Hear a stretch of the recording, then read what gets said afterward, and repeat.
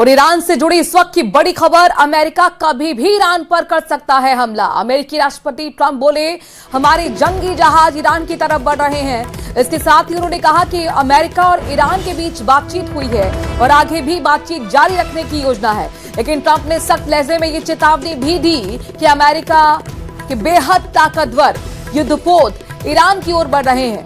Trump ने साफ कहा है कि अगर इन जहाजों का इस्तेमाल ना करना पड़े तो ये बेहतर होगा, लेकिन जरूरत पड़ी तो अमेरिका पीछे नहीं हटेगा।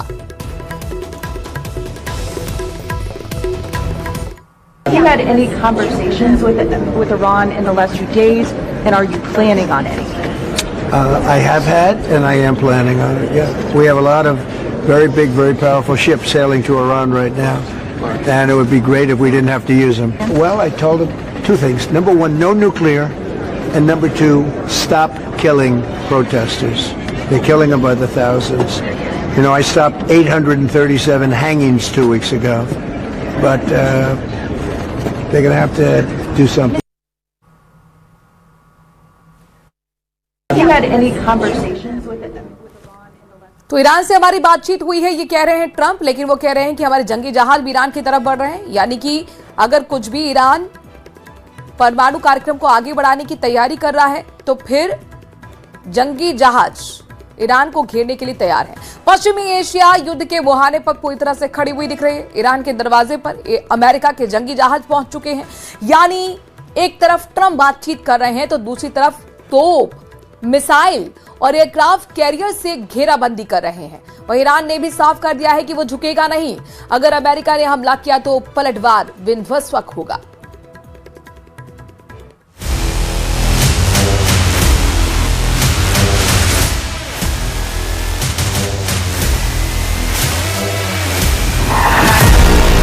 युद्धपोत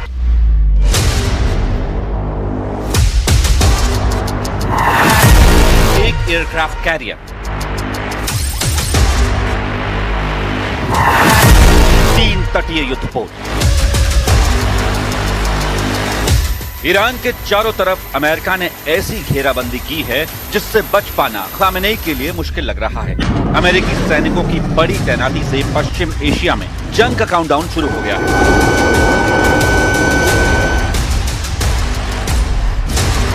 पिछले 48 घंटों में अमेरिका का नया विध्वंसक जहाज यूएसएस डिल्बर्ट डी ब्लैक पश्चिम एशिया में दाखिल हो चुका है।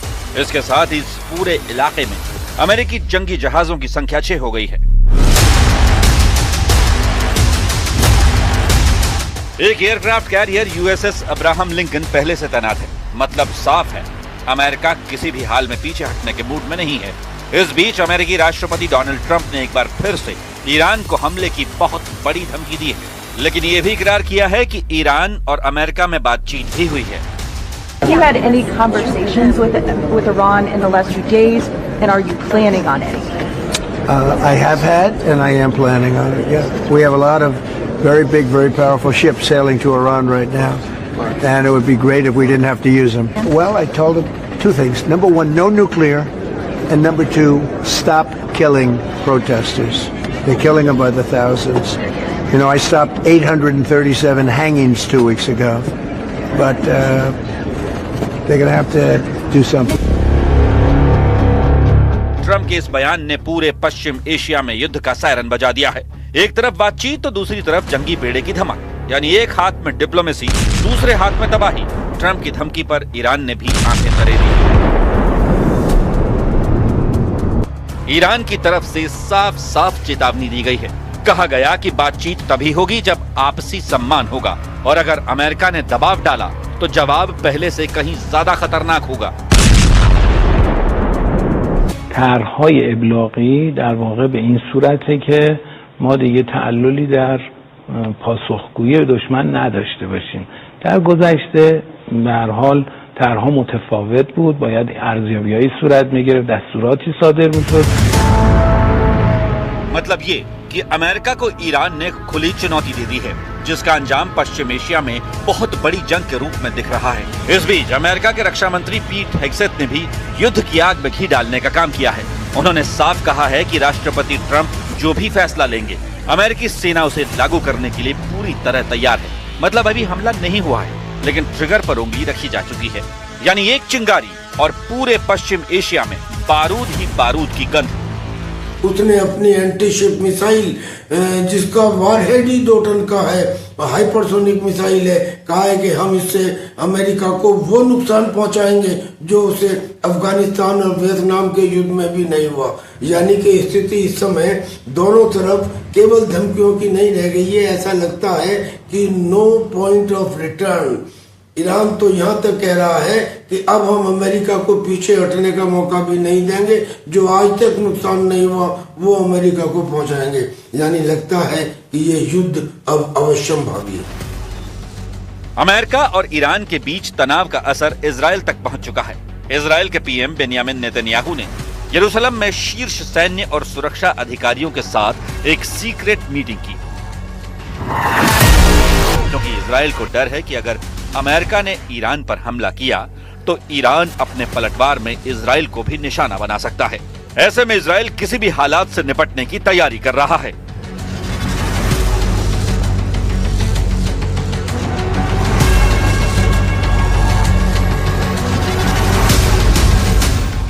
अमेरिका और ईरान के बीच चल रही तनातनी के बीच खाड़ी के मुस्लिम देश भी एक्टिव हैं। मुस्लिम देश दोनों देशों के बीच तनाव को खत्म करने की कोशिश में हैं। सऊदी अरब ने साफ कर दिया है कि उसका हवाई क्षेत्र ईरान पर हमले के लिए इस्तेमाल नहीं होगा। वहीं रूस ने अमेरिका को चेतावनी दी है, ईरान पर हमला पूरे इलाके में अराजकता फैला सकता है। एक तरफ ट्रंप की धमकी, दूसरी तरफ ईरान का पलटवार। अलर्ट मोड पर इजराइल भी है, मुस्लिम देश भी एक्टिव हैं। यानी पश्चिम एशिया में जंग जैसे हालात हो गए हैं। बस इंतजार है ट्रंप के रेड बटन को ऑन करने का।